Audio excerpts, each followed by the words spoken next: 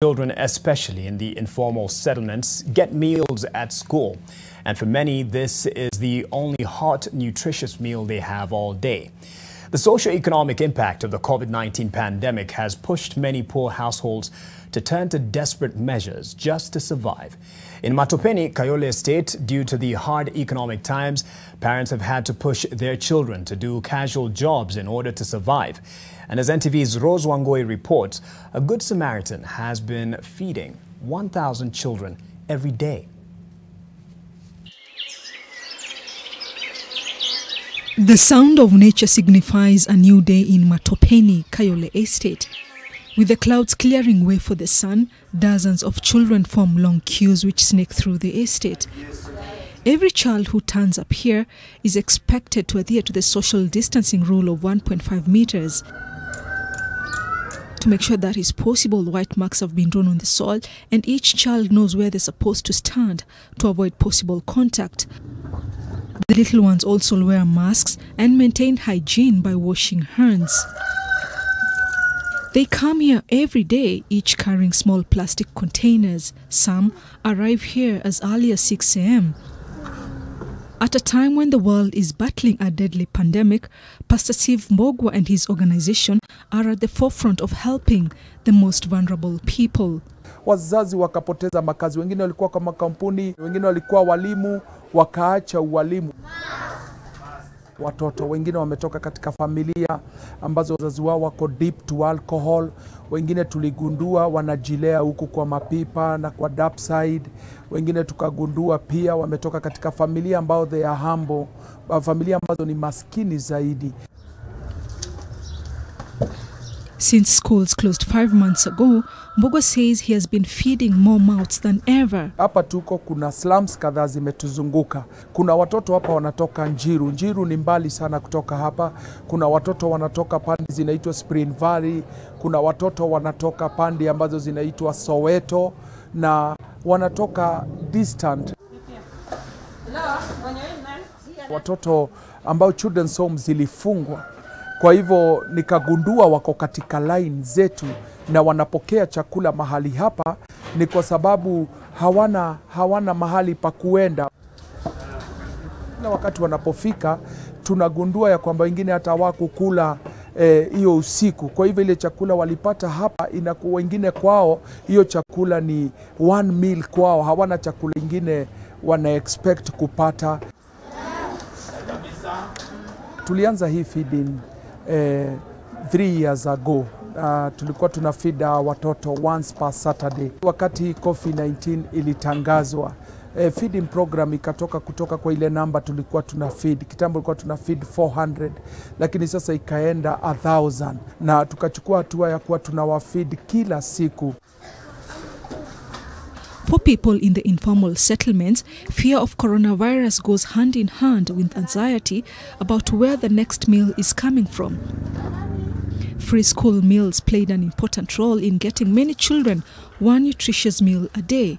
With everyone now at home, families' ability to provide food for their children has been even further reduced. Hakuna mtoto anakuja na package yake peke yake, wanakuja na package 3, 4, kwa hivyo wanabebea hata wadogo wao, wanabebea hata wale walioacha nyumbani kwa sababu hawana kitu cha kukula.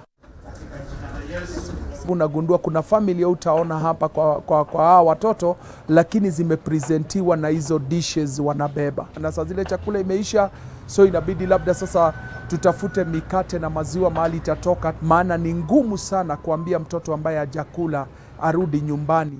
Before the COVID-19 pandemic hit, going to school gave children a safe and supportive learning environment and access to free meals and other services.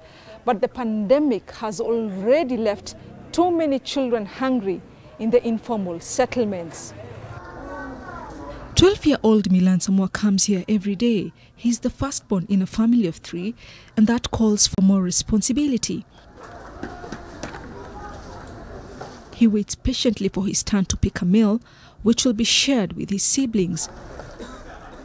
Corona ingekuwa ningekuwa shule nasoma, chakula tunapewa shule, tunapewa chakula mzuri. Shida zinatokea ja corona.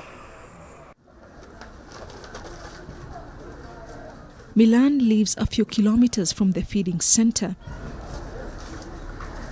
Hii chakula na kujianga ndio inakuanga breakfast ya brother na sister yangu.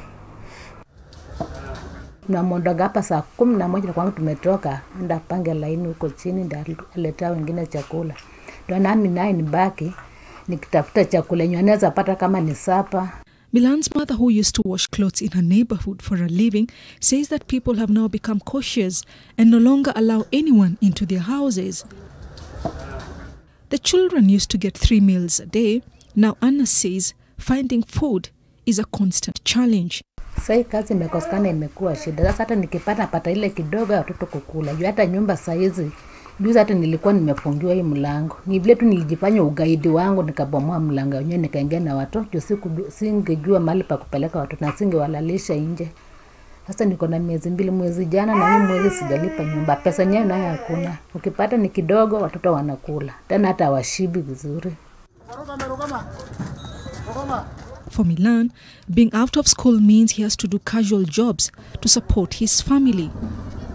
With a water cut, he can carry up to 10, 20-liter jerrycans, which he fills at a nearby water source in the estate before distributing.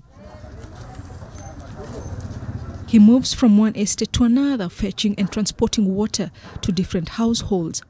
Sasa ndio ni kama sasa amenishikilia hapa. Juu hata saa zingine anaenda pale kwa shosho hapo, anachukua mkoko, aenda chote maji ndio hao wapate lunch kama mimi sijakuja.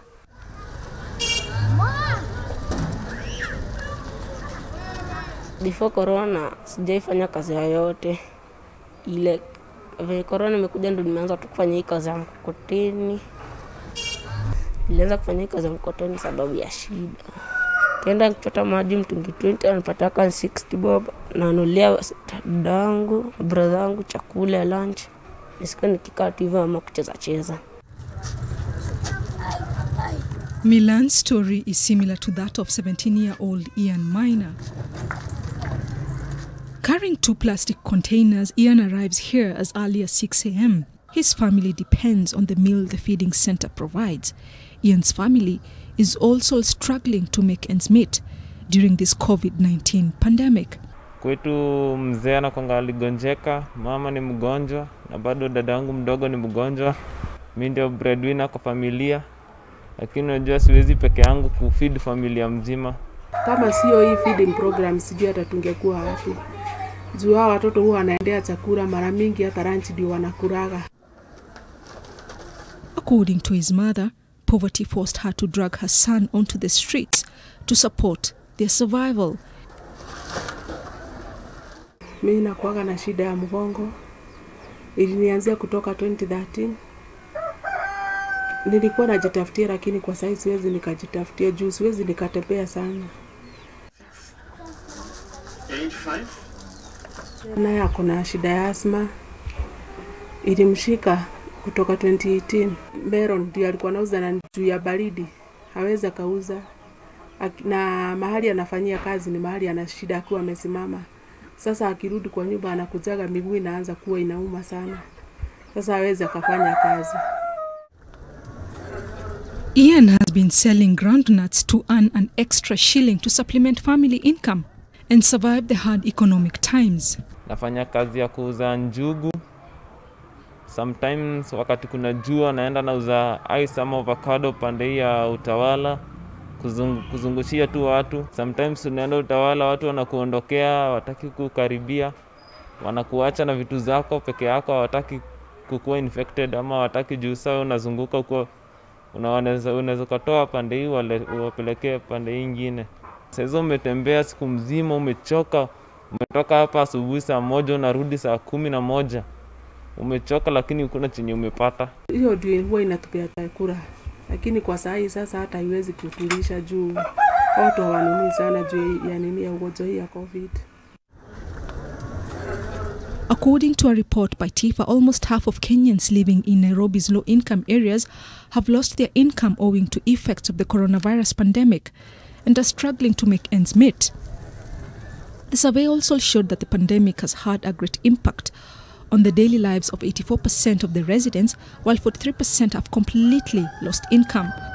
While the government has taken some positive steps to address food provision during this crisis, including food deliveries and vouchers, here in Matopeni, families are yet to receive any kind of assistance from the government. Ningewaomba tu well wishers waingie wapatane pamoja nasi na chakula, wapatane na sisi kwa msaada wowote ambao wanaweza tuwezesha na kutusaidia haya maono yaendelee vizuri.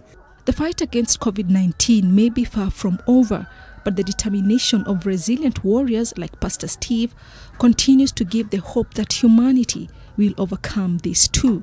Rozongoi, NTV.